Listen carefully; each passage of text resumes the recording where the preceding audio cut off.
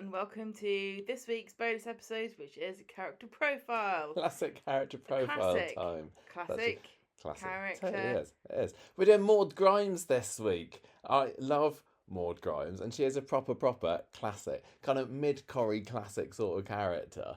One of the early battle axes before. Well, no, kind of everything's kind of mid with Maud. She was kind of in it in the middle of Corrie. She's one of the midway battle axes. Do you know that mid is slang now? No, what for? Just means fine.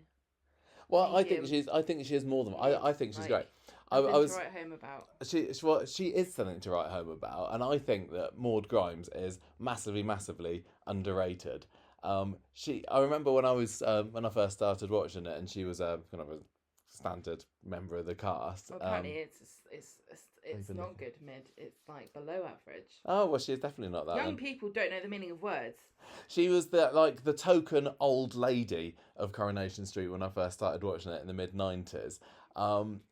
But it feels like she's not really ever remembered, and I think people at the time, when they think back to Maud Grimes, they go, "Oh yeah, she was great," and then as soon as you stop thinking about her, she immediately erases herself from your conscience, because she's never really brought up in any consciousnesses. So yes, not your conscience. What have you been doing that she's I'm on not your telling conscience? her. She's gonna.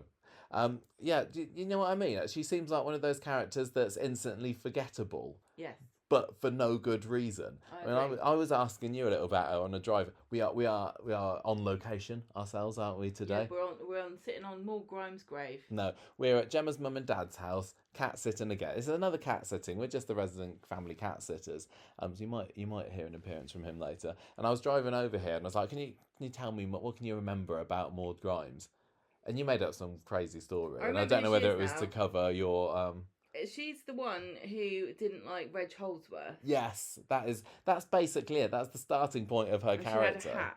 She often did wear various hats and turbans and things. Exactly. But she wasn't the one with lilac hair. It was Randy. That was that's Phyllis Pierce. I think this is the thing. I think because she was on Corrie at the same time as Phyllis Pierce, they get kind of mixed up in people's minds, or people prefer Phyllis. I know that Phyllis was a very, very popular character for her general randiness, and I guess maybe Maud at the time was more of a beige kind of character, but I just think that's completely doesn't give her credit for all her excellence, and she had some really, really good scenes that I'm looking forward to talking about later. And I think it's because she's one of the Corrie battle axes in a way, but then when you think of Corrie battle axes, you think Phyllis, you think Ina Sharples, you think Blanche, you think Evelyn now, and then Maud would always be like towards the bottom of somebody's list, or they'd go, "Oh yeah, there was her. I think I quite liked her." But she's the sort of character that when you're watching them, you really enjoy them. And I remember when we watched the DVDs together, you hadn't known anything about Maud, had you? But you did enjoy watching her. Yes. But now, she has. Am I making this up? Has she faded very, very quickly from your memory, even though it was only a couple of years ago we watched her? Yeah, I would say so. Yeah. Yeah. I think battle axe wise, the way that she stands apart from some of the others is that she wasn't like really cantankerous and mean. I suppose Phyllis Pierce wasn't either, to be honest. But if you got the likes of Blanche or Ina or Evelyn, they're always kind of looking down their nose at people and thinking that they're better and saying, "Oh, back in my day, this, that, and the other." But Maud didn't do that. Maud's defining personality trait, I would say, is that she didn't suffer fools lightly, and unfortunately for her, she was. Some of the main characters that she was put in storylines with were fools. But to everyone else who was just kind of didn't get in her way, she was perfectly pleasant to. And I think that helped lots of people really warm to her at the time.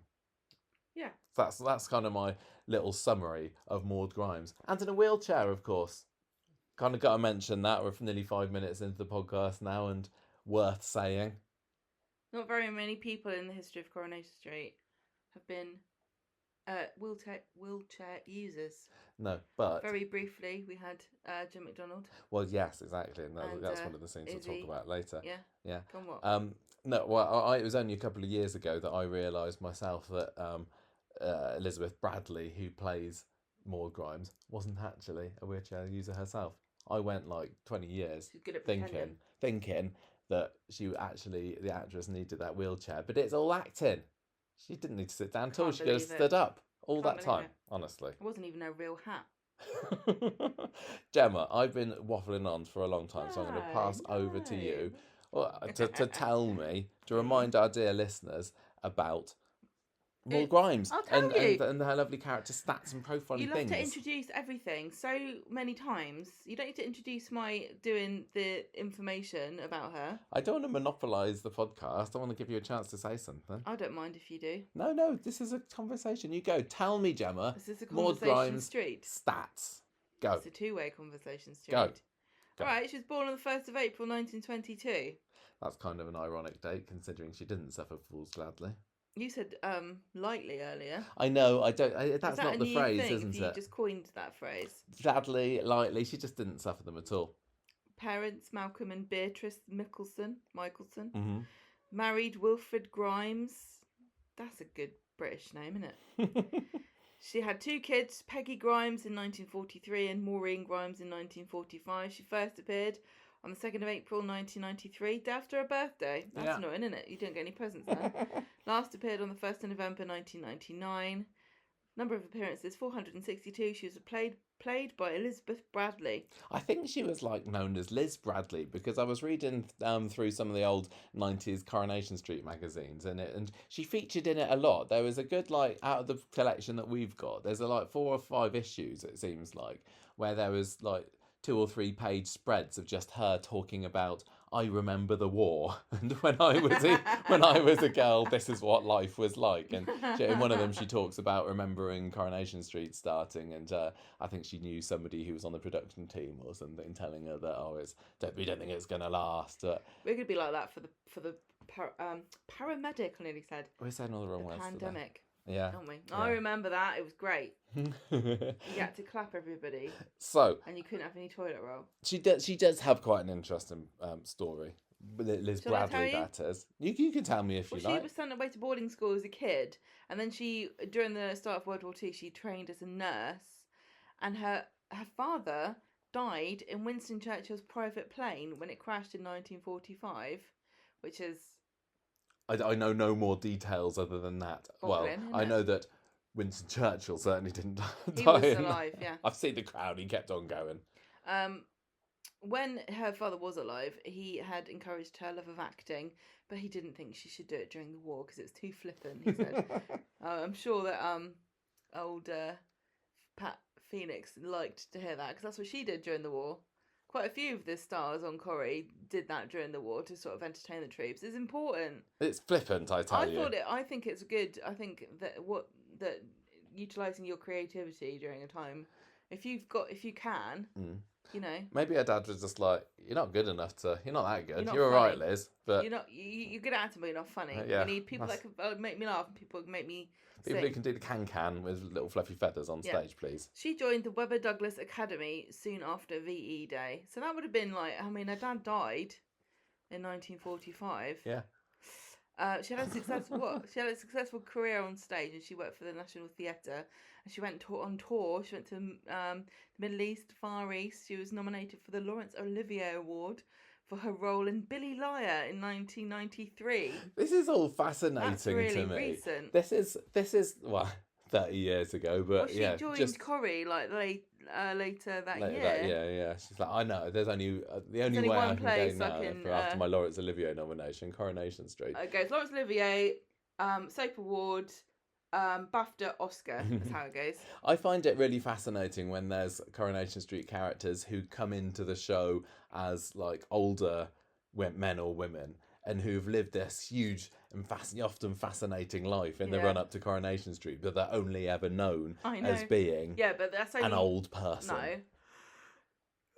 Oh my gosh, where did that come from? Only known by people who like Coronation Street as that. But if you ask somebody who was into the theatre, they'd be like, "Oh yeah," and she was also in Coronation Street, but she won the Lawrence, you know. Yeah, I wonder whether Coronation Street is her most known role.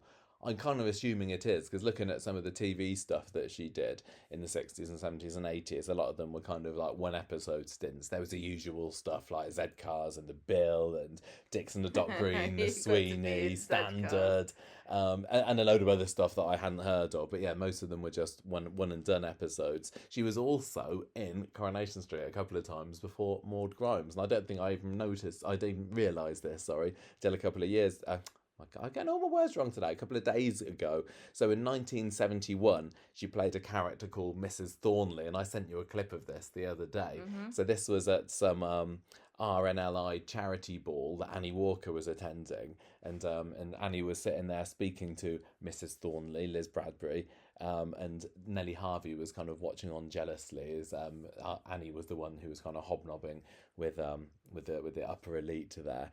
And then in 1978, in April 1978, she played a character called Councillor Adams, and this was a story where Len Fairclough was in trouble for being charged with being drunk and disorderly, and he was a councillor.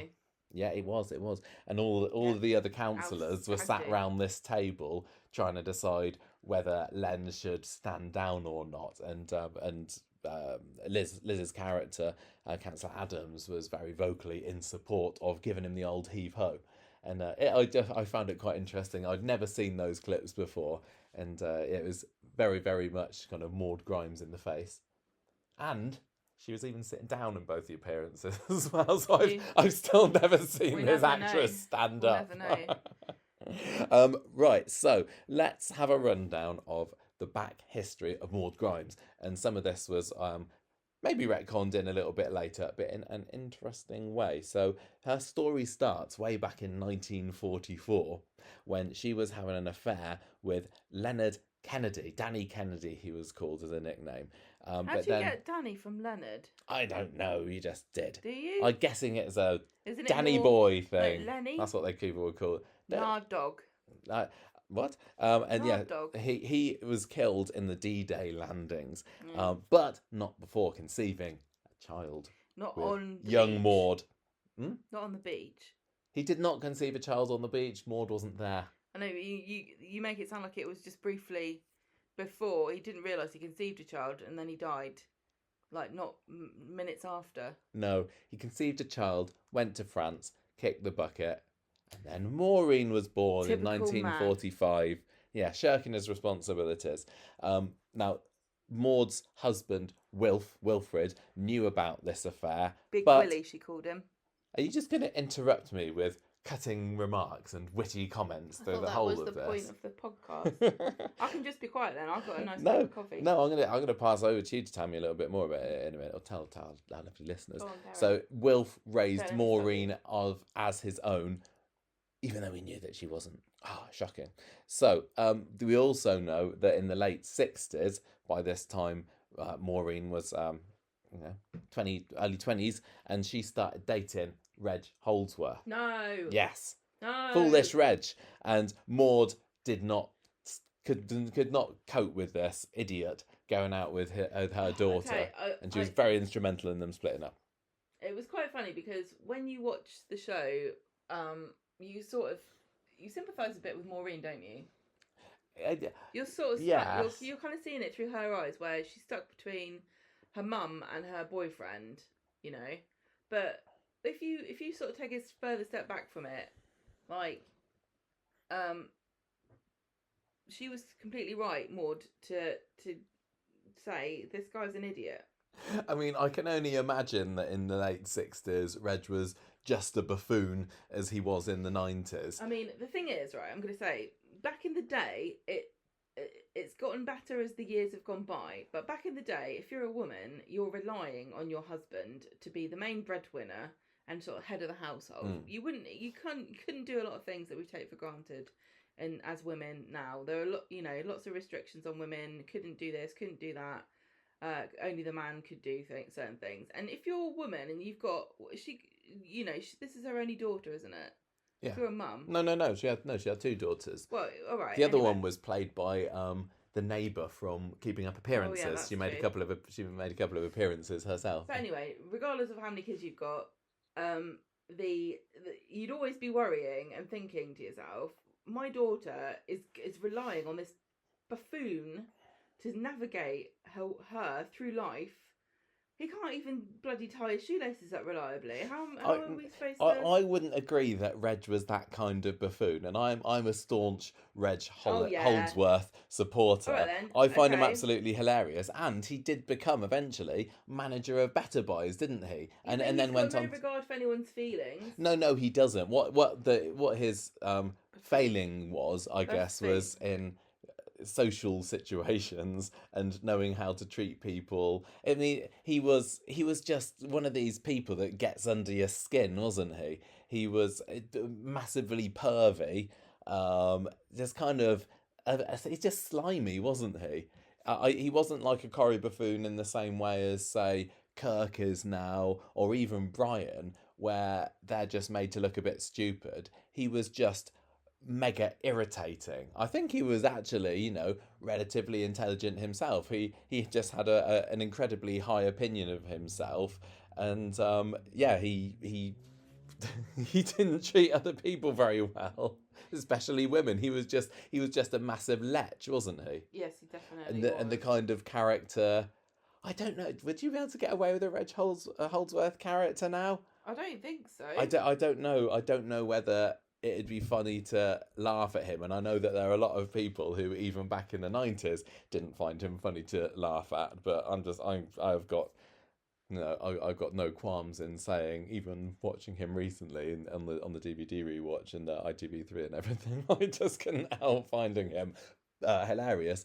But I think if I knew him in real life and he was potentially going to be joining my family, I might be, have a similar reaction to how Maud did. And back in the 60s, she was there instrumental in making sure that they were to not stay together, her and Reg. Mm-hmm. So Maureen first appeared in Coronation Street a couple of, I don't know, weeks maybe before Maud, months, I can't remember, in 1993. So she, when she was younger, was called Maureen Naylor, and she got a job at Better Buys, and it was really, really sweet actually, seeing this couple who were in their 40s, I guess, 40s, 50s, coming back together again after 25 years apart, and they were just like giddy little school children, weren't they? Reg was already, again, not immature, I would say, in every sense of the word, but he was. I think the two of them would just kind of giggle together, and he'd go dragging her off to bed. I know, but I think you're mistaking his ability and the way that the corporate structure of Better Buys and Furman's or whatever, enabled and valued his negative qualities. It doesn't mean that he's a successful person. It just meant that he found a good little slot to get himself into. Do you know what I'm saying? Yeah. Toadying and sliming and greasing poles. Yeah, but greasing poles, exactly. He could certainly turn on the charms. Doesn't mean that he's a successful businessman. No. This means that he knows how to bum to lick. Well, he was thrilled to have Maureen back in his life, as was she, and they said, right, we are not going to let anyone come between us now. We've lost all these years. We are, together for keeps. But why are we talking about them when it's Maud's character profile? Maureen was Maud's daughter, and so Maureen's like, no, we gotta go and see my mum. So she was living in a house with her mum, who was wheelchair bound by this point, like I said earlier, and they had to go and see whether she'd be okay with them going out again. And Maud's first appearance was just brilliant. There's a scene where Maureen and Reg are kind of walking up to the house, and you can just see, peering out of the window, this kind of this really kind of cranky looking old woman there who's like, I Ina Sharple's type, I do not want to mess with her. And then they go inside, and Reg decides to introduce himself to her as Norman Watts, because he wants to see that, you know, he doesn't want her to remember him from before. He wants to see if that she'll like him on his own merits, make a good impression. So he gives Curly's name, and she falls for it for a little bit because she can't find her glasses. Now, I don't know what happens with this, because she doesn't wear glasses for the majority of her time in the show. Maybe she didn't want to be tricked again, so she got contact lenses, or maybe she got laser eye surgery. She's like, this is serious. Yeah, I don't know. But then they go around the house and she's like, Maureen, where's my glasses? And then Reg is there kind of making all these stupid remarks and trying to be over polite and everything, and she's like, I swear I've heard you, I've met you before. And he's like, no way, no. And then eventually she finds her glasses, puts them on, and she's like, it's him, that bloody idiot. And then she's like, what's he changed his name for? Are the police after him? And she like, and then what else did she say? She well, they go and they have lunch together, and then she's like, I'm not staying in the same room with him. A pillock's always a pillock. Yeah. And then she goes to wheel herself off out the room. Reg, you know, the gentleman, stands up to see her out. It gets his foot run over by a wheelchair. And as first impressions go, that must have been enough to make everybody think, yeah, this is going to be a great character here. And then over the coming months, she just was in it more and more and more. Maureen told Reg, look, my mum's so important to me. I can't see Maud getting at you. We're going to need to finish. This isn't going to work. But Reg is like, no, I'm fighting for you. I'm going to make sure that Maud likes me. Brings her the giant Easter egg, because this is around Easter time. And she's like, no, don't be stupid. I'm not a child. She wasn't having any of it. So Maureen and Reg decide very quickly that they're just going to get engaged, in the hope that maybe Maud will come round to the idea of them being an item if he gets a ring on Maureen's finger. So they say, look, Maud, we're going to look after you after the wedding. It's okay, it's going to be okay. I'm not stealing Maureen away from you. But if you do try to split us up any further, then that's it. Maureen, me, we're out of your life for good. So they tried to sell the house, and in classic Corrie fashion, Maud does her best to put off potential buyers coming around. They tried to sell the house, even though it's her house. Yeah, exactly. Utter bastard. I know what because they, yeah. What can I say? She says, "Oh, there's mice, there's rising damp." Somebody soon puts in an offer, though, and although Maureen tells Maud that she can move in with them both, Reg is actually on the sly looking into old people's homes. Can't believe it. I know. Which, by the way, Martin Platt was working at the time. He was actual Martin Platt. Actual Martin Platt. He wasn't just a nurse at the hospital. I think this might have been a time when he was suspended from the hospital. He'd probably been having one of his affairs or something. I can't remember. But anyway, he was working at an old people's home, so he says to Reg, look, he tells Maud, I've heard that Reg is looking around trying to find a place for your mum. That's for you, sorry. And Maureen tells Reg, I would never put my mother in a home. And he says, well, sorry, there's no way that Maud is getting in the way of our love again. So they end up putting in an offer on Ted Sullivan's house. Rita's husband just died himself. And then Reg finally admits defeat and realises, right, fine, I'm stuck with Maud. We'll all just live in this same house together. Now, then Maureen calls off the engagement. Maud is pleased as punch with this because she... the reason why Maureen called off the engagement is because she'd suspected Reg of having an affair with the widow of Brendan Scott. And what do you remember about Brendan Scott? Died in the shop. Like straw hats. Yeah. Like Death Stars. He was in Star Wars, that's true. And he had a very kind of buxom and young wife. Do you remember? She was like really kind of Dolly Bird-ish. And the thing with Brendan Scott was he was so really old school, wasn't he? He was fairly nasty. He did look down his nose at people. Very traditionalist. Well, when he took over the corner shop himself, didn't he get like Deirdre wear a stupid outfit. Yeah, Emily and Deirdre were wearing these like maids outfits with a little bent wooden shelves and Yeah. baked beans were like £2 a can. Imagine that. Yeah. So when he cops it, his wife comes in, and everyone's like really surprised at how like young and beautiful and vivacious she is, and Wonder why they were together. certainly gets Reg's heart pumping. Yeah. So he just does his usual slimy schmooziness around her. Maureen thinks that he's cheating on her behind her back, so this is why she calls off the engagement. But it's fine. He's not really. Oh. He's not really having an affair. And then the main thing with Maud for the rest of that year, there's a scene around October, November time when the Rovers is putting on like a psychic night, and the tarot card reader backs out. So Maud says, I can do it. I can read tea. I wear strange hats. I wear hats. And cardigans, and I can be a bit mystic with my voice. So she set herself up as a gypsy in the back room of the Rovers and read people's palms. As a gypsy? Well, yeah, she said Gypsy Maud. Mm-hmm, it was her character name in this, or something like that. Anyway, and that's a brilliant scene. If you need to try and hunt this down if you haven't seen it, because she's there with her kind of back to the kitchen, and then the guests would come in, and there's Curly was one of them. I can't remember who else, and Maureen was sitting with her back to the door in the corridor, desperately and very comedically kind of doing little charades and miming to Maud the kind of things that she should say, like miming about like rocking a cradle with a baby action, and it was very funny, honestly. You just have to believe me. I'm imagining it now. Yes. Well, some of Maud's predictions end up coming true. Well, particularly one where she tells Curly that the person that he is going to marry is at his work. He obviously turns out to be Raquel, but he thinks it's Elaine, who was like a higher up at Better Buys or Furman's, whatever it was back then.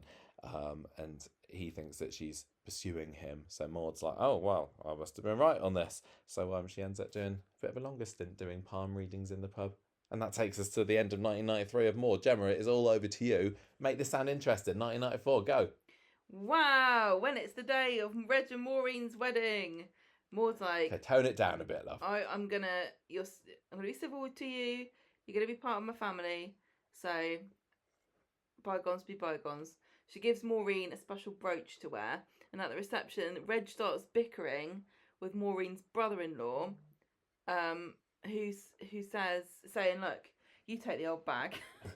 We don't want to look after her anymore. And Maud overhears this and is absolutely devastated. Do you remember I remember that this. episode? It was horrible. I felt so sad for her. And the most annoying thing about this was this woman, she was fine before Reg came along, and he's ruined all her life, tried to make her sell her house, and then turns around after promising to stand by her and look after her. And badmouths her and like can't wait to get rid of her and makes her feel like a burden. So she gets upset and leaves. Yeah, I think with these generally cantankerous, I mean, she was a classic mother-in-law character, wasn't she? Who you were supposed to kind of love to hate a little bit.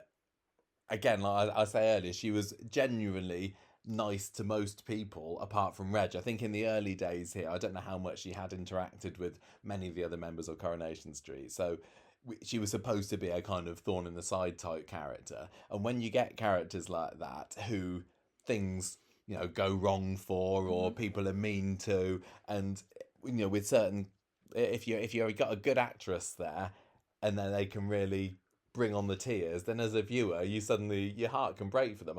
It was similar to Ivy, wasn't it? Like, Ivy played a similarly harridan, like, mother-in-law, but when Brian died, it was devastating, and Lynn Perry was absolutely superb in conveying that loss of her dear Brian, and it was the same here. So you see the guys, I think they're arguing in the toilet or something, and Maud is the other side of a vent, and just upset and betrayal and devastation, and just feeling what a burden I am, which, and I suppose as a wheelchair user, that's not, lots of people in her position may well feel that from time to time. She's got a fight, and she was such a strong character because she didn't want to let her disability get in the way of doing whatever she wanted to do. But it's at times like this when she's thought, well, I'm fit for the scrap heap then.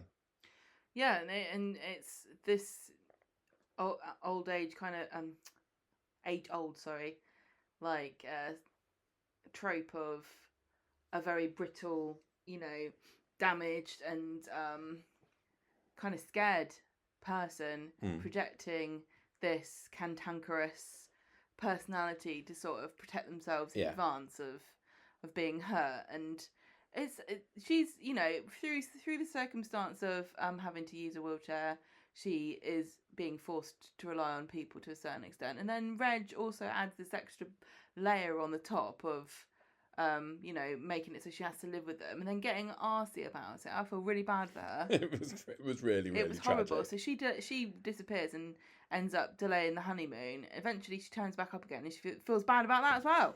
And Reg is like persuades Martin to keep an eye on Maud while they go away, but she doesn't want to. Then she gets upset. So this woman, this son-in-law, brother-in-law, sorry, this was her daughter's husband. So she doesn't ever speak to them again. I don't think so. That's at least at the time she vows that. But you know what Coronation Street characters are like, and they will never speak to you again. So and I'm leaving. Not worth the paper they're written on. If Martin takes Maud to the Rovers while everyone's on a honeymoon. Yeah, Martin and Maud end up developing quite a nice little pairing. They're not. I don't remember them being like together loads, but Martin would kind of become a bit of a carer to Maud, and whereas Maureen was very comedically inept in all ways, wasn't she? And very, very, very highly strung, and Reg was just Reg. Martin was just like a decent, calming kind of, and still fairly young at this point. If this was the early 90s, I think he hadn't gone downhill the way he did towards the end, and he was just kind of the nice sort of caregiver that Maud needed, really. Well, I guess she probably felt a bit more at ease with him because she knew he was a nurse, and so she doesn't feel like she's imposing on him. And he's got this kind of air of professionalism, and it probably feels easier for her to get along with him. And he's used to talking to different people, different ages, and sort of been able to get along with everyone, even though I think he was an absolute dick. Not a Martin fan, Not a Martin fan, no.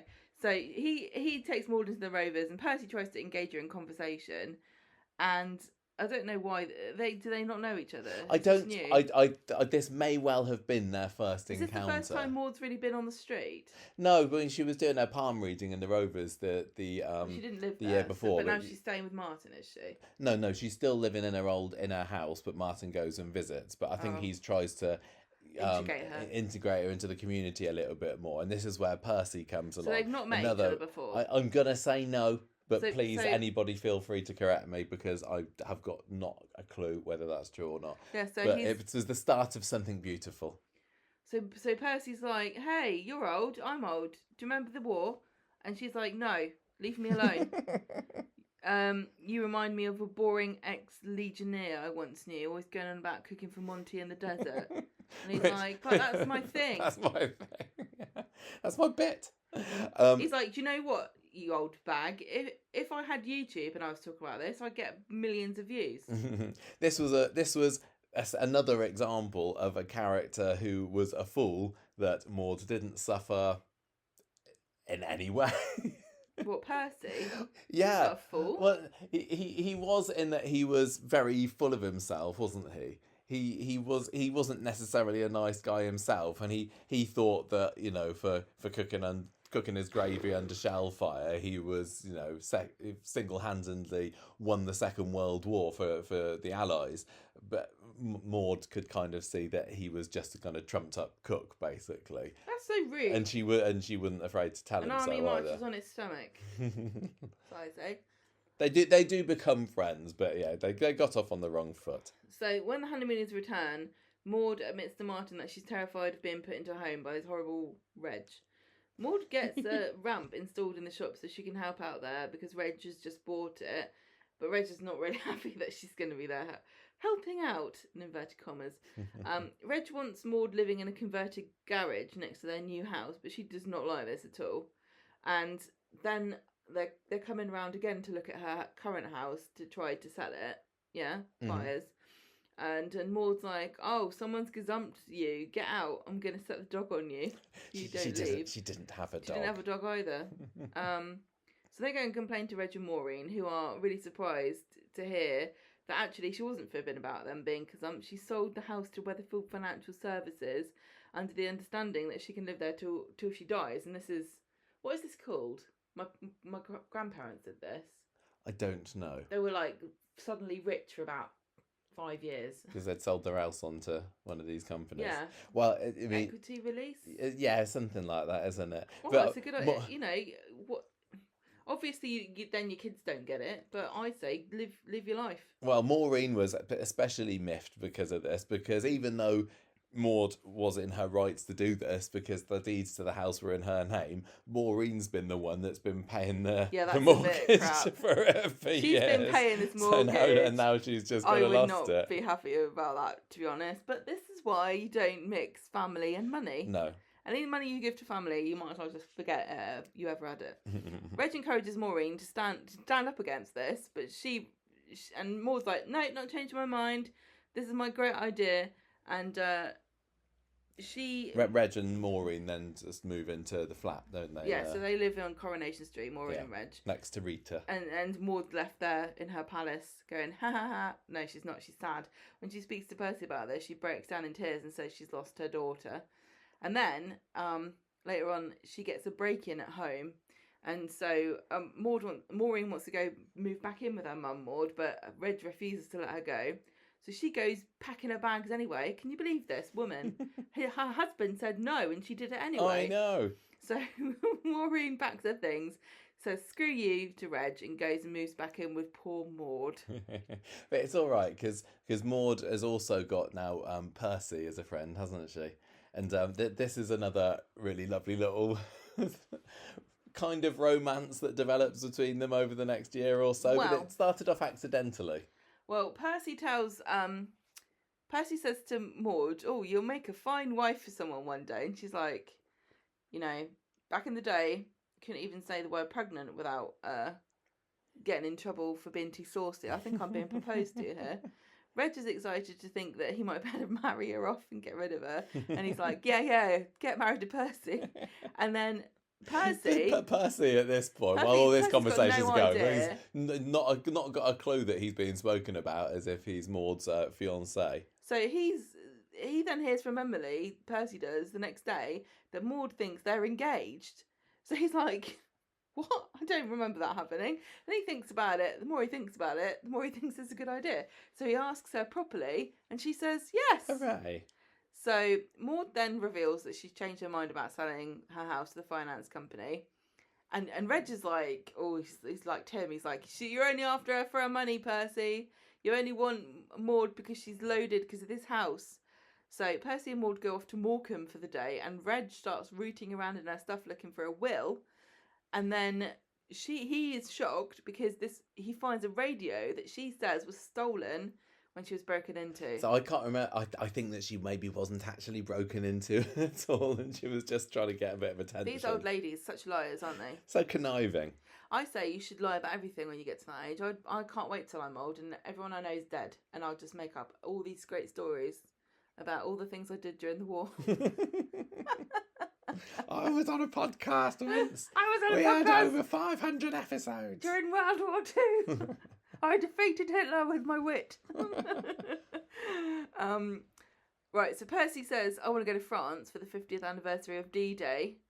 And so Maud goes along with him and offers him comfort because this was a really poignant episode. This was such a good episode. They're walking around the graveyards and he's just looking at all the, all his friends who died. There's quite a few scenes in this that I'd say if you don't know who Maud is, or you've seen her and then since forgotten about her, go and find some of these great episodes, because the episodes, there's like 2 or 3 of them where they go over to Normandy and they were so brilliantly done. Mm-hmm. There's even some of the funny stuff, like they're having breakfast in this French cafe one morning and Percy's there saying, oh, I hate the French, I don't trust the French. And he was just mega xenophobic, wasn't he? It's weird that by the end of his story, he actually preferred the German man to any French person. Oh, what? Which guy that met, Klaus yeah. Muller? Yeah, so that was all great. But then they go to the war graves in Normandy, and they pitched it absolutely perfectly. And there's like scenes of Percy looking up to the sky and having a bit of a tear, and probably. Almost definitely. There were no acting required there because he probably knew some people in the war who was just everybody would have really of his age, and I don't think that people now who are younger really realise how obsessed in the 90s everybody was with World War II. We still are pretty obsessed with World War II, but during the 90s, because it was the 50th anniversary or coming up to the 50th, or past, I remember it at school, yeah. People, I remember our teachers were always saying to us, talk to your grandparents about it. They won't be here forever. You've got to talk to them about it. Or like, here's so, we really were completely obsessed with World War II to a really weird extent. Yeah. I don't know, it's not weird, but I don't think that we can really, you can really understand how much it was part of the culture of everything to talk about World War II after the 50th anniversary. Yeah. So that because I'm only bringing that up because even just looking at the Coronation Street magazines that we've got, the fan magazines, that was full of World War II stuff about what did you do during the war and everything like that. Yeah. So there was some very poignant stuff as well, but there was also a bit of a family drama and revelation for Maud, wasn't there? That's right. Why have you stopped talking? Because I thought it was... Sorry, I thought you were going to take... I've taken over from you a little bit, but this is... I thought this was your section. No, this is your section. Is it? Yeah. Well, okay, so Maud takes Maureen into the American cemetery and says, Ego is your dad. It's your real dad. I'm keeping this a secret. She shows him She shows Maureen a photograph she's been keeping for 50 years. And, this is a revelation for Maureen that, her father was an American GI. Yeah, and the guy that raised her was, not her real dad. Yes, that's right. Yes, that is right. All right. And then Percy's like, what the bloody hell is this? I can't be dealing with this, you slag. He calls off the engagement because she betrayed Wilfred. Yeah. I think it was, again, the fact that she... got together with an American and he didn't like that. He was like as British as they come, was Percy, wasn't he? Well, yeah, but I mean, I'm confused here because I thought that we read that she... No, Maureen was raised by Maud's husband Wilf. But did Wilfred knew? Yeah. Wilfred knew that he was raising a child that he didn't father. Yeah. So what the hell is Percy mad about? Just the fact that she had an affair with this guy. She betrayed him. She didn't betray him. But she did. She slept with this guy when she was married to Wilfred. Yeah, and he was American. Wilfred knew. Don't mean it. Yeah, but why is Percy getting annoyed for a man 50 years ago? Percy was a man of many principles. Who's gotten over it? 50 years ago, this man gotten over it, and Percy just finds out now, and he's like, "Well, I'm gonna hold a grudge." Yeah, and then he's like, "Well, we'll be friends with each other, but I can't marry you." It's like, all right then, die alone, you miserable old sod. And he did. He died alone, but he was morally right. Yeah, exactly. It's what I would have wanted. Yeah, it would. So she's got a fairly quiet rest of the year in 1994. She mostly serves behind the counter and makes little comments and gets under Maureen's feet, and then. Towards the end of the year, Reg says he's going to sell the shop, and Maud boycotts it because she gets annoyed. But eventually... yeah, the way that Reg announces it, he's quite blunt, and this has been a nice little lifeline for Maud up until this point. Up until she came into the programme, we could kind of see that she was just staying in this house alone for half of the day while Maureen was away at work or whatever, and this has been her opportunity to make some friends and get to know people, and she was like, well, you've taken that all away from me. So yeah, she gets annoyed, but she eventually backs down and agrees to come and work at lunchtimes, and then she hires Sally to do an evening shift, hoping that Reg is going to see how well everyone's doing working there and change his mind about selling. Exactly. 1995 then was a much quieter year for Maud, and she was working, like I said, behind the counter at the shop for a little while. And although she had a decent number of episodes, a lot of it was just I'm serving behind the counter and I'm kind of doing that and bickering with Maureen and Reg and what have you. Maud as a whole was very much. I was able to get through her Corriepedia pages quite quickly to find information about her. I pretty much opened the Corriepedia page of every single episode that she was in to get the notes for this today. Majority of which she just appeared in the cast list and then not at all for the blurb of the episode. So she was very much, a background character like Shona was last year, somehow managing to be the most featured character of the year without really doing anything. And 1995 was absolutely a year like that for Maud. So she made, out of the 80 odd episodes that she appeared in that year, she would probably only appeared in the synopsis of about 15 to 20 of them. Oh, really? So there were just things like 1995 was the year that Reg got his wig, so Maud made fun of that. She goes down with gastroenteritis, thrilling storyline there. Reg employs Trisha Armstrong to work at the shop for a bit, and she and Maud butt heads for a little bit until Trisha gains Maud's respect by calling her a miserable old hag, and Maud is quite pleased to be stood up to, I suppose. And she also, I think there's talk about whether she's secretly fancying Reg, and Trisha was like, no way, I'm not that desperate to go out to fancy a guy like him, and Maud quite appreciated that, actually.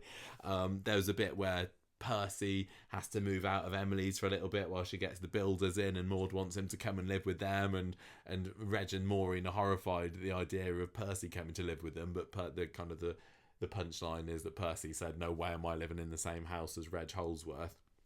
And it all kind of just ends at the end of the year with Reg leaving at the end of 95. Ken Morley just kind of, I don't know the backstory. I'm sure there's some kind of backstory here, but it didn't feel like he had a decent exit. His final story was about him being mistaken for the Weatherfield Flasher, and he has a hilarious identity parade scene. And not long after that, he just gets a promotion in the supermarket and has to go and work in Lowestoft, and then we never see of him again. And so Maud has to deal with Maureen, that's kind of losing her husband, because for a time, up until kind of mid the next year, I think, Maureen's going back and forth between Weatherfield and Lowestoft to see him, and Maud has to hold the fort. But that's basically all she does that year. Not very much, but things get back up to speed again for her in 1996, which is your turn. Oh, okay. Yeah, you go for it. No, you'd say it to me properly. You go, girl. Thank you. In 1996, Maud takes pity on Jamie Armstrong and gives him a chocolate bar, but then his mum, Trisha, thinks he's nicked it. Yeah. Exciting stuff. I don't know what happens there. I assume Not much. I assume she sort of throws him down a well or something. Probably. Maud reads Phyllis's tea leaves and declares that the man of her dreams is hers for the taking, but then she realises, my goodness me, it wasn't her tea leaves, it was mine. I love that they decided to give Maud this little psychic palm readery tea leaf kind of. Oh, it's absolutely true. You can definitely tell. It's a bit like, back in the day it was always Hilda that could read the tea leaves, wasn't it? Yeah. And now you got this old woman. It's like, yeah, of course you can. It's an innate skill in all over 70s, isn't it? Yeah. So the two ladies propose to Percy, but he thinks they're making fun of him and playing a joke. So he turns both of them down. Yeah, there's a fun little old age pensioner love triangle that goes on there for a little bit.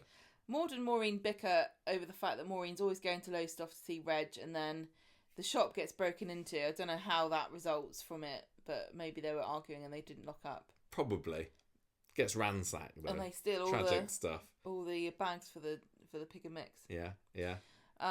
Maud helps Vera contact the spirit of Ivy Brennan that year. Yeah. We love a bit of that, Say don't no we? more. Yeah. Maud supports Maureen when she finds out that Reg has left her for a wages clerk, and before long it's encouraging her to get out and meet a new man.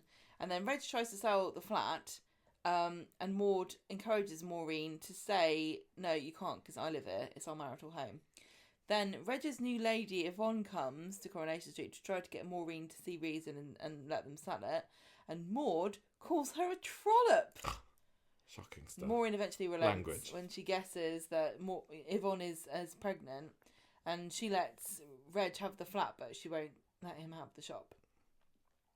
Maud plays Cupid for Maureen when she decides that Bill Webster would make her perfect man, because he puts a ramp in the front door for her. He was a nice guy. A nice guy builder, and he does a bit of work for the shop, and Maud's like, tell you what, this is the sort of chap that I want dating my daughter. She was just really keen that as soon as Reg was out of the picture, that Maureen starts, gets back in the dating pool before Reg can come back and take back to the family himself. And I think that after Reg, although Bill wasn't perfect, he was certainly he'd be the sort of person you'd be happy to take home and meet your mum, isn't he? Yeah. Although come home and make a ramp. In this case, it was the mum that was saying, "Meet my daughter."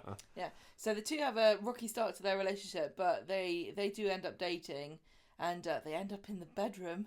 But Maud, she ruins it by coming home early from the bingo. Yeah, that's really tragic as well. There was a scene where they're having dinner together, and I think Bill's got like a suit and tie and stuff, and he's trying to make a good impression. And then Maureen takes him up to the bedroom, and then when they go to close the curtains, they see Maud getting out of a car, or being wheeled out of a car on the street, and Maureen's like, "Oh no, we can't do it." And I think Maud saw her in the bedroom, sees her in the bedroom, and says, "Look, take me back to the Rovers, Martin." But the mood has gone, so unintentional scuppering there. Maud continues to try to encourage him to sort of keep this relationship going, and then she's thrilled because it turns out they're going away together at Christmas. But then Bill calls it off because Elaine returns to the country with Carl, ex-wife. With his kid, kid that no one knows. Yeah, he was a little bit flaky, was Bill, but at least he wasn't a buffoon like Reg.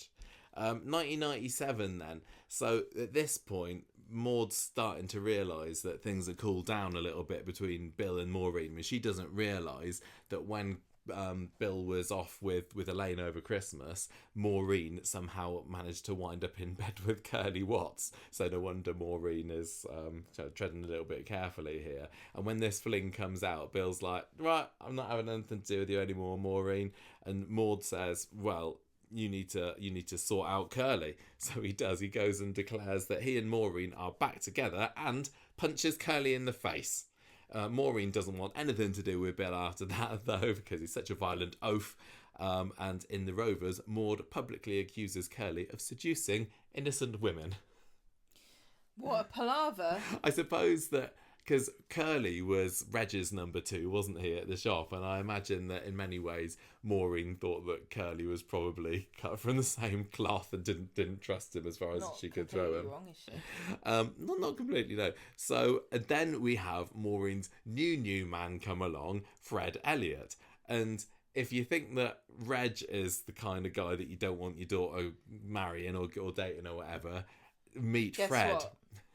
And it's like it was just absolutely perfect that another, again, not an idiot. I would say he was very intelligent, wasn't he? And he was a good businessman. He had lots of success. He was rich and everything, but just a bit of an oaf in Maud's eyes, wasn't he? And another very kind of pompous, full of himself kind of guy, which is the sort of thing that really rubbed Maud up the wrong way. But I think she needs to just accept that this is her daughter's got a thing for oafs. The thing I get, the thing with Maud though, with Maureen and Maud, Maureen was very kind of she couldn't look after herself, could she? She was kind of idiot. She was mega scatterbrained, and I think Maud kind of felt, I've brought this child, this grown-up child now into the world, and she doesn't feel like she was ever able to properly cut the apron strings because Maureen probably couldn't cope on her own. I mean, the sad thing is, I guess that Maureen has spent, as she probably might have said, wasted at some point, the whole of her life looking after her mum, and Oh. she's not needed to learn to be an independent woman. It's hard. It's really tough. But yeah, so Fred comes along, and Maud not very happy with this. She says, "Look, you're just making a fool out of yourself, Maureen, going out with this without this guy. He's probably only after your shop as well." So you remember that raid that there was in the shop previous year? Yeah, there's only bloody another one. This time people want a piece of that corner shop. This time they stole all of the rubber like ends of the shelves. So things true. were scraping around on the floor, and it was setting everyone's teeth on listen, edge. what happened? They only go and push Maud out of her wheelchair. Rude. It's these two teenagers come in. I think they were friends of Leanne's. And they pushed her out of her wheelchair, ransacks the shelves, and then obviously Maud doesn't take too well to that, becomes frightened of being on her own. And then Fred and Ashley offer to help out at the shop. Maud enjoys working with Ashley. He was and sort of similar to Bill, wasn't he? And that he was just a bit soft. Bit of a soft, nice, polite guy. If he was 20 years older, what's his face was like? Huh? Bill. Bill wasn't soft. Bill was just Bill. Yeah, but he was a nice guy, wasn't he? He was nicer than Reg. Yeah. Anyway, so they have a nice little working relationship for a couple of years. Ashley and Maud do, and she enjoys working with him. But when Fred and Maureen announce that they're now engaged, she reacts to the news by soaking her future son-in-law with a fire hydrant and telling Maureen she's making a laughing stock of herself all over again. And Fred's like, "No, I promise you, Maud, my intentions are honest. I'm not going to put you in a home." Poor Maud, she's just hearing the same thing again. So this pompous buffoon dates her daughter, says, "I won't put you in a home, I won't put you in a home." The story of Maud is just like being avoiding, threatened with being put in a home, which is just terrifying for somebody, like we said, who's lost her independence in a way because of being in this wheelchair. Well, hang on, just to be clear, being in a home is not the worst thing that could happen to you. No, but as somebody who's such a strong character as her, I know, but there are some homes that are really nice, but you have to have a lot of money. Yeah. So anyway, Fred and Maureen get married, but Fred, Kel Surprise, says, "I'm not having Maud living with us." He buys number 4. What a dick. I know. He buys number 4. He after the wedding reception, I think they're having the Rovers. He leads Maureen out across the street and says, "I bought this house for us, not for your mum though."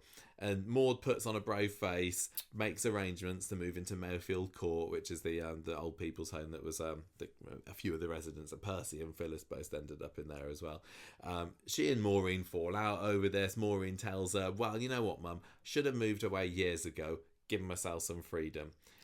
So I know, harsh, isn't it? Dead harsh. So on the day, sadly for Maureen, although she's married Fred, she doesn't really love him, does she?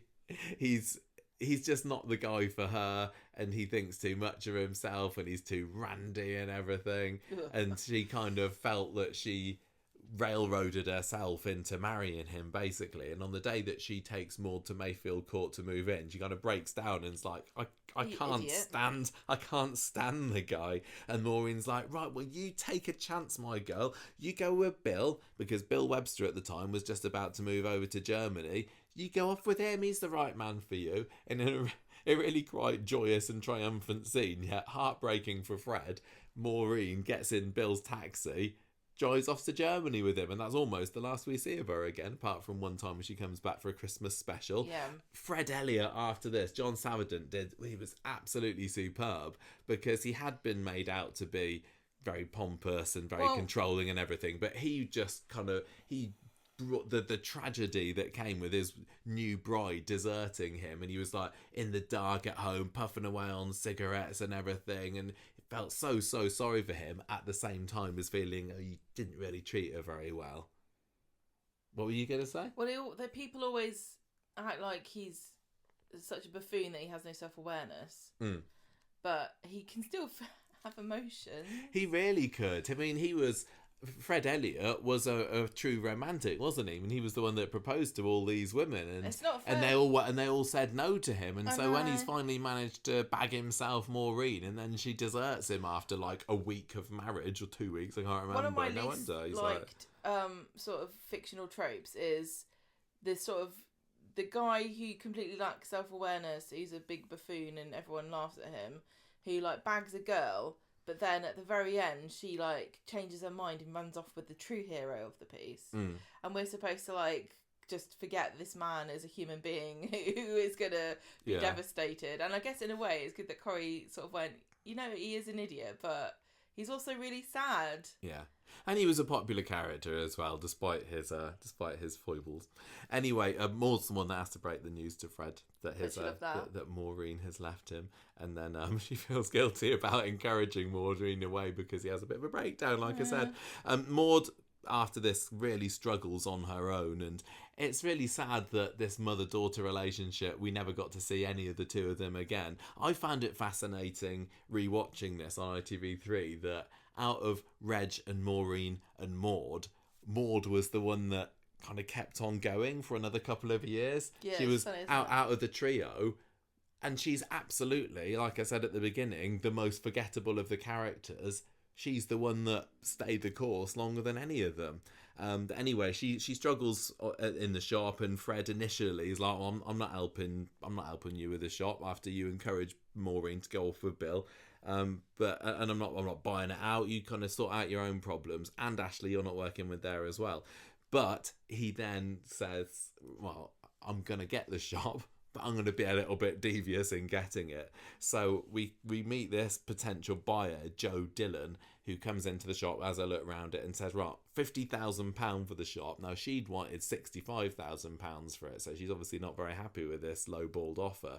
Fred then comes in and says, oh, how about £62,000? I'll take it off your hands. And Maud's like, oh, still not quite the £65,000 I wanted, but I guess so, if that's the best you can do.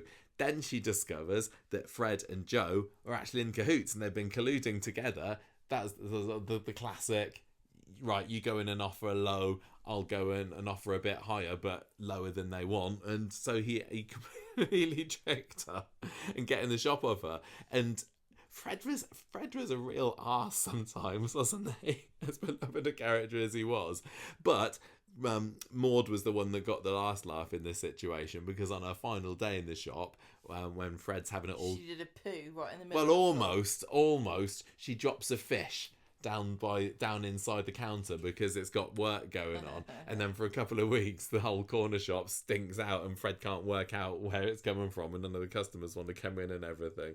So she ends up having a good chuckle about that, and then by the end of the year, Ashley, Fred's son, appointed manager of it, and he immediately rehires Maud because he feels a bit sorry for the way that his dad's treated her.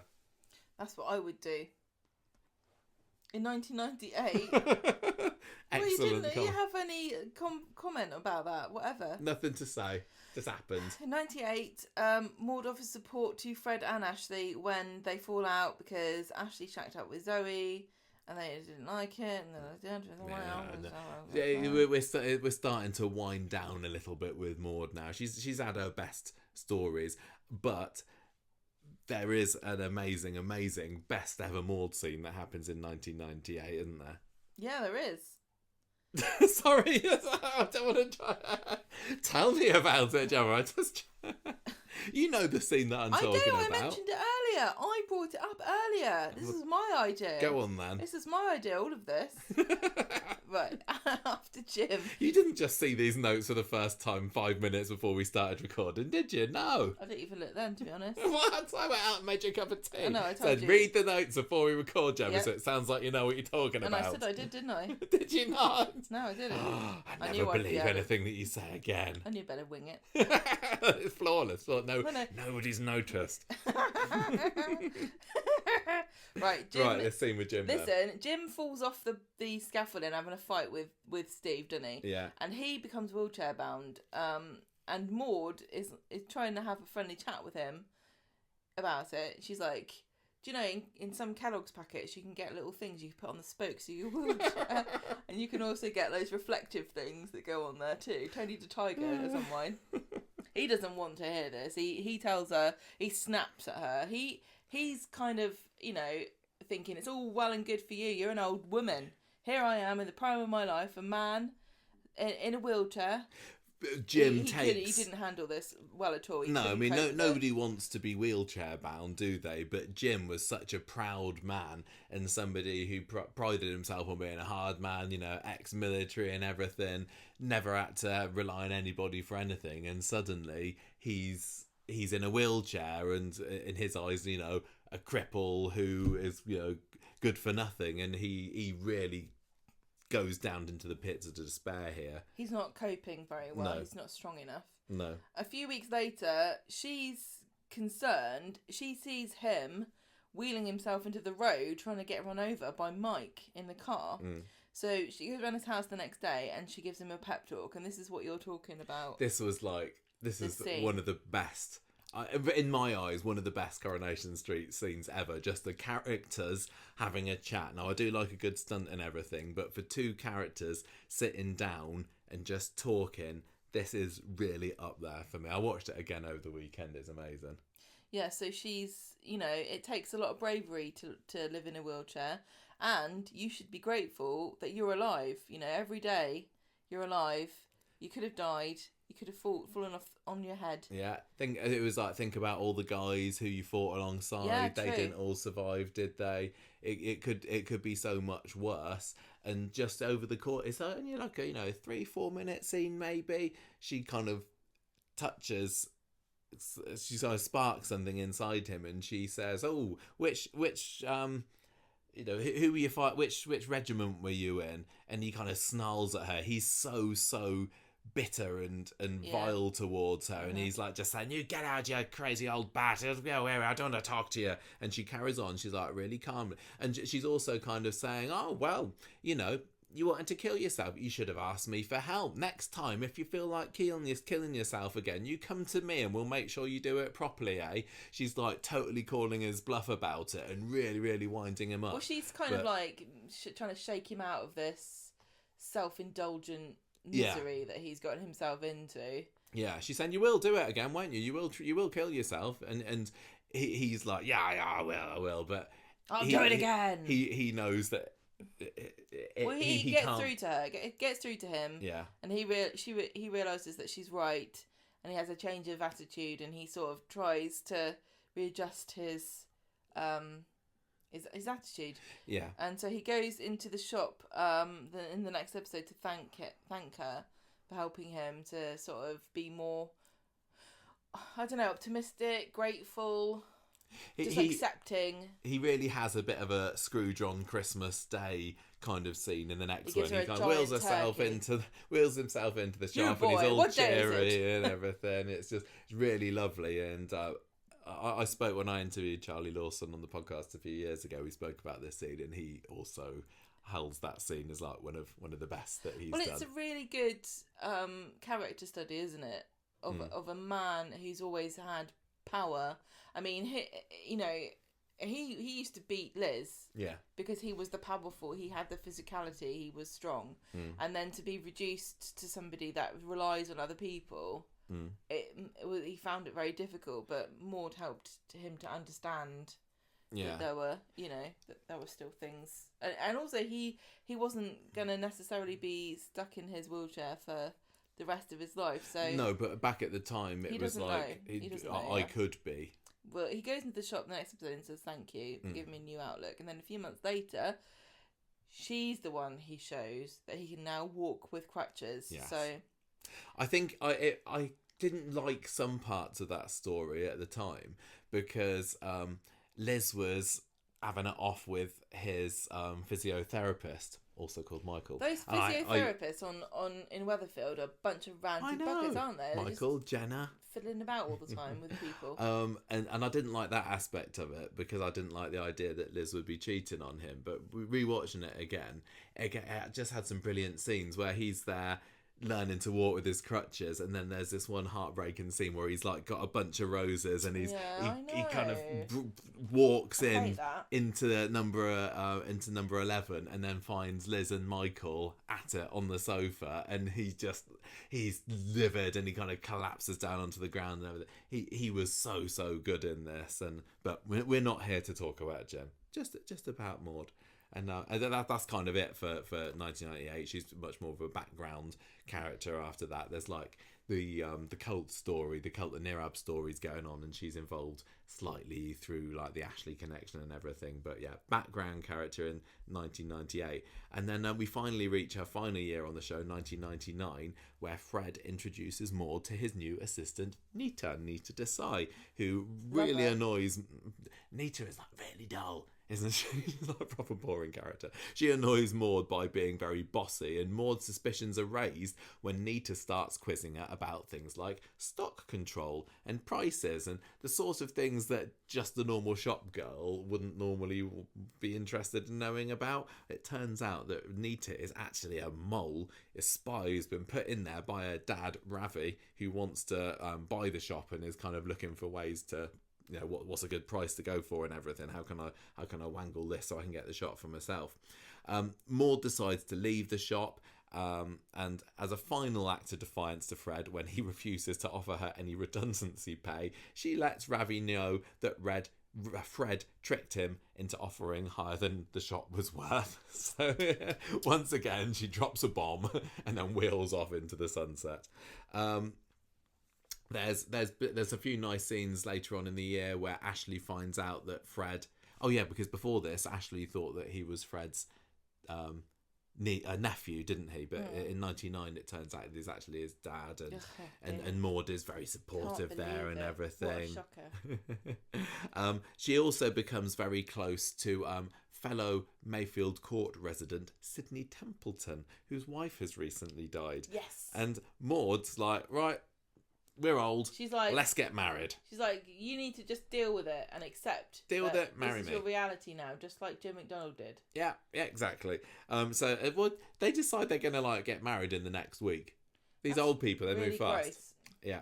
So Fred worries. Where's the prenup? Fred worries that Maud is going senile and suspects Sydney of trying to get his hands on her cash. So he and Ashley take him out on a little car drive to try and interrogate him about what are your intentions towards Maud. And then he dies on the back seat. And that's why he was trying to move so quickly. Yeah, exactly. Didn't have long left. So Fred and Ashley have got to be driving around with this corpse. Not Ashley, Audrey, I mean. Yeah. Fred and Audrey have to drive around with this corpse in the back, and there's like a scene where police stop them to just talk to them through the window, and they're like pretending that he's passed out in the back or something, and then they get he's just drunk. This is so that time a few months ago when Audrey was carting dead Teddy on the roof box, it's not the first time she's driven about with a dead body in the car. Get a job with George. Yeah, she should. Well, she did work for Archie for a bit, didn't she, when she was doing the makeup on the corpses? Oh, yeah. Anyway, so they turn back up at the Mayfield court, and their plan is to kind of like take him in and make it look like he died there, but sadly they bump into Maud as they arrive, and they have to break the news to her. Obviously she's devastated by this, but she's actually grateful to them for trying to interfere on her behalf, and like the fact that they were interested in finding out, is this guy's intentions genuine or not. So then we have kind of Maud's exit storyline in a way. She discovers that she's been left £10,000 in Sydney's will. His kids turn up a few weeks later. Right, so his wife just died, and he's already written a will for somebody else. Yeah. Well, they're getting married. He moves quickly, does Sydney. Sydney's got no time for Quick Sydney, waiting that's about. what they call him. Anyway, his kids turn up, mega angry at Maud, and they've had similar stories like this, like with Rita in the past as well, saying, look, we've been left next to nothing, and you've only just met my dad, and you're getting 10 grand off of him. And Maud's like, okay, fair enough, you can have the money. But then she discovers that Sydney was actually worth about £60,000. The kids have got the rest of it, the £50,000 worth, and they're just being greedy and want this £10,000. So she says, right, I'm No, going I'm to taking use, it. I'm going to take the money, I'm going to use it to go off to the Far East so I can scatter his ashes on the site of the bridge over the River Kwai, where some of his comrades died during World War II. And she and Emily go off there and then come back, and that's kind of it for Maud. She has a couple of scenes there. They're just being a kind of a bit of a background character. Her final scene on Coronation Street is sitting outside the Rovers having a chat with, was it Janice and Les, I think, and she just doesn't appear again. So that's the end of Maud. I don't know whether I would have preferred, it could have gone like, oh, she decided to stay over there or something. Why didn't they just, if they wanted to get rid of her, why didn't they just say, oh, he left her all the money and she's going to live in...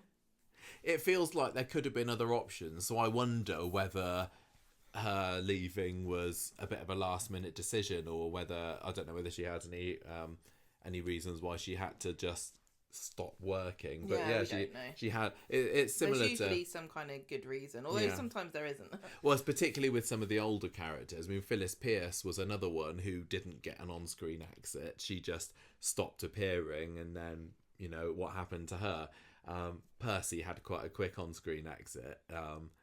So anyway, that was it for Maud. And even though Maureen did come back, like I said, in Christmas 2006, Maud didn't get a mention. So who knows what happened to her? She could still be alive today. What year was she born in? Does it say?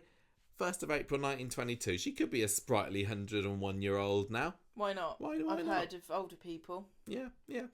But sadly, even if that was the case, we could not be seeing Maud rolling down those cobbles any time again, because sadly Liz Bradley died in October 2000. So a year or so after making a final appearance on Coronation Street, the actress died. She was on holiday with her son in the south of France, had a stroke, and died in the Princess Grace Hospital in Monaco. Dying on a holiday, I mean, it's not nice for everyone else, but it's pretty good. I would hope that, Way to go, innit? It's like, right, I've had enough. Do you know what? I can't be bothered to pack. Yeah, good point. Get out of that, don't you? So on her death, Sherry Hewson, who played Maureen, said, "Oh, we were so close, like mother and daughter. I spoke to her only a couple of weeks ago, and she was so full of life and plans for the future." So that's kind of sad. And Ken Morley, who was Reg, said, "She was a lovely lady and great fun to work with. On screen, our characters couldn't stand the sight of each other, but off screen, I loved her dearly." So that was it for Maud. I just absolutely fantastic character. Great character. It sounds like she was a great person to work with. Had an interesting life. Yeah. And one of Corrie's great mysteries that she's forgotten. I think partly in the mid to late 90s it was a real kind of gold period, wasn't there? And every other character almost was a stone cold classic.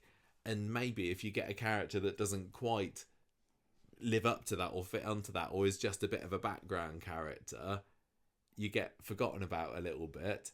Even though if you'd have had a character like Maud in it nowadays, I think she'd be a lot of people's favourites. Yeah, she was great. Yeah.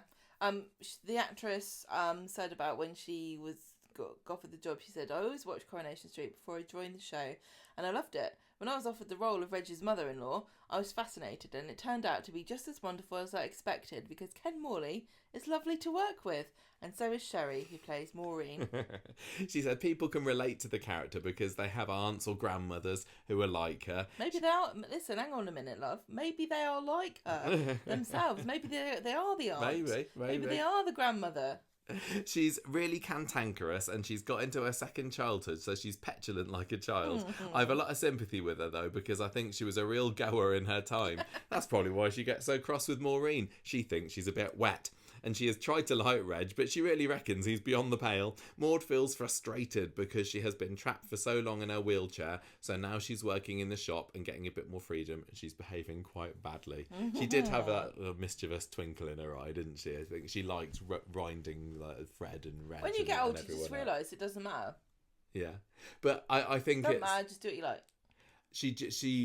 It was, like I said, just to the people who she felt deserved her ire for being idiots, and mostly if it was, she's like, if you're nice to me, I'll be nice to you. Whereas I think with characters like Evelyn, I think Evelyn plays it for laughs a little bit more. I wouldn't necessarily say that Maud was a comedic character. No. In fact, so in a way she's maybe closer to Ina, because I think Ina was written very, very straight, and she had some really brilliant witty one-liners and funny lines, but that was a straight character. Yeah, I think that Ina was. Yeah, I think that. Yeah, you're right. I don't have anything else to say. But yeah, Blanche, Evelyn, they're all, I guess, comedy characters first, aren't they? I suppose Maud is similar to, say, Sylvia Goodwin as well, but Sylvia was just not much to her, really, was it? Kind of looking back on her. I just think it was cool that they had this character. I think it was really important that she was in the wheelchair, because that tied into what Liz was saying about feeling like she's trapped and frustrated and not being able to do exactly what she wants to. But I guess at the time it wasn't an issue story. No. And it also wasn't a kind of, hey, look at us, we've got a disabled character in our program, which Corrie might want to tout now. It was just, she was in a wheelchair, and that was that. And I think that was quite refreshing, that it wasn't a big thing made out of it, yet it did influence who she was as a character. She said, when I was asked to play the part in the wheelchair, the only problem that I had was that I was alarmed in case people thought I was sending them up. But now I discovered that people appreciate the fact that there is a disabled person in the street. Being in a wheelchair is part of that role now. And I do love Maud. Oh, this is kind of sad, this bit. I do love Maud, but I don't want to end my days as her. The lovely thing about acting is that you can be someone else for a while, and I'll carry on for as long as people want me to. I have no intention of retiring. And I think that was like a couple of years into playing Maud that she said that. And kind of sad in a way that she said, I don't want to end my days as her, because it pretty much was her final TV role, sort of penultimate. She appeared in an episode of Bad Girls, I think, shortly before she died, but really if she said this before, it wasn't like she said this the day that she was leaving the show. No, she didn't go off and go, right, I'm going to do this, that and the other thing. I think looking back on Maud, you say she is not very well remembered, but when you talk about her and you look at what the character actually did, she managed to fit quite a lot, really, for a sort of backgroundish character. Yeah. And a lot of her stuff was revolving around Maureen, but she still managed to fit in quite a lot, and really important, as a visible disabled person on the street representing other people, and being able to talk to Jim McDonald too, those two characters, representing disabled people. Yeah. And I think she did a great job. And I don't think that really she would be disappointed in what she achieved. No, I don't think so. I would hope that looking back, she was like, yeah, I made it. She was in the programme for like 6 years, and there are some actors who really, really want to do lots and lots of different things, and there are some actors who are happy to sort of be the face of one character or be very famous for one thing. So, and I mean, she had a great career. And it sounds like she was very much loved by people who knew her and worked with her. That was really nice to hear, that she had such a good relationship with the other actors that she worked closely with. Yeah, I can't believe it's taken us so long to do Maud Grimes as a character profile, to be honest, because she had nearly 500 episodes under her belt. And I think it's partly because the Corriepedia page for Maud, it's still got a bit of work that needs doing on it, and I knew that I had to sort of do some real deep digging to find out exactly what the main bits of her storyline were. But I'm glad that we've done it. I enjoyed chatting about her. May well go back to not thinking about her again for a little while, but. Well, I think, again, great. Thank you to Corriepedia for helping us out. Yes. And being a great source of information. Literally anything you could ever want to know is on there. Yeah, you just got to dig around a bit. in audio form, in which case come to us. Come here. So that is it for Maud. Absolute stone cold classic character. I don't think we'll be if you're listening to this, her. we probably will never need to mention her again. Got no links left in the programme. I mean, right. I'd still need to be quite so definite I'd still would quite like it if Maureen came back again. You know, Bill's just died recently on Coronation Street. Can we have Maureen back on the show just for a little cameo, and does Maud get a mention? But there's so few characters there that still remember her now, and she's great. She's great. Let's tie a knot in it. Yes, let's do it. Thank you everybody for listening. If you've been listening to this and you have not seen any of Maud before, you're like, I've never heard of this character. Who is she? Go and find the scene where she talks to Jim. Go and find the scene at the Normandy graves. Yeah, those are really Go and find her important. first appearance where she's lost her glasses. She's got some great. brilliant moments, and the scene also at the wedding too, where she overhears them talking about her. Yeah, she's just awesome. So good. Thank you very much for listening. Thank you, everybody. Hope that you enjoy the rest of your day, and we will see you for the normal episode at the end of the week. Goodbye.